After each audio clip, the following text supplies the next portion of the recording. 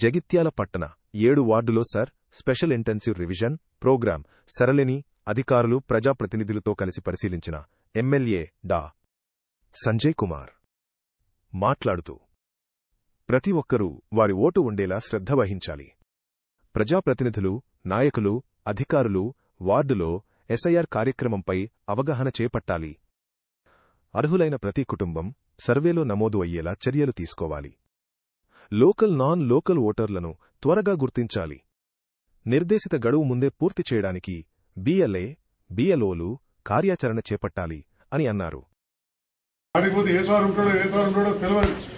మన పని అంతా ఖరాబ్ అవుతుంది. ఉన్నోళ్ళు కానీ లేనోళ్ళు కానీ మన ఇంటికి మన వాడకట్టుకు మన అధికారులు వచ్చినప్పుడు చేసుకోవాలి.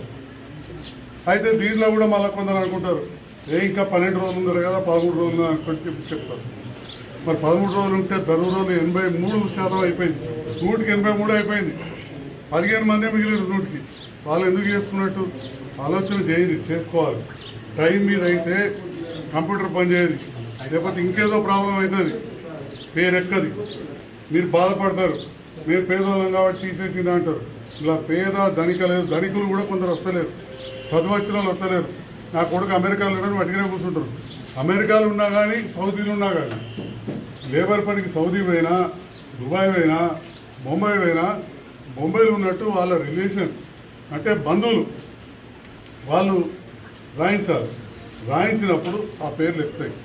మేము చాలాసార్లు కూడా గ్రామాలన్నీ కూడా తిరిగినాం.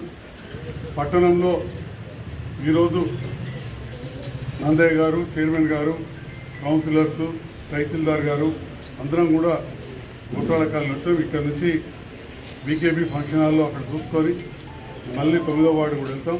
మేము వచ్చినా రాకున్నా ఒక గుర్తు చేయడానికే మేము వస్తున్నాం. ఎవరికి వాళ్ళే ఒక ప్రతి పౌరుడు తమ వంతు బాధ్యతగా నిర్వర్తించుకోవాలి. ప్రతి దినం కూడా మీడియా ద్వారా చీఫ్ ఎలక్షన్ కమిషనర్ కావచ్చు, కలెక్టర్ గారు కావచ్చు, ముఖ్యమంత్రి, అధికారులు అందరూ కూడా చెప్తా ఉన్నారు.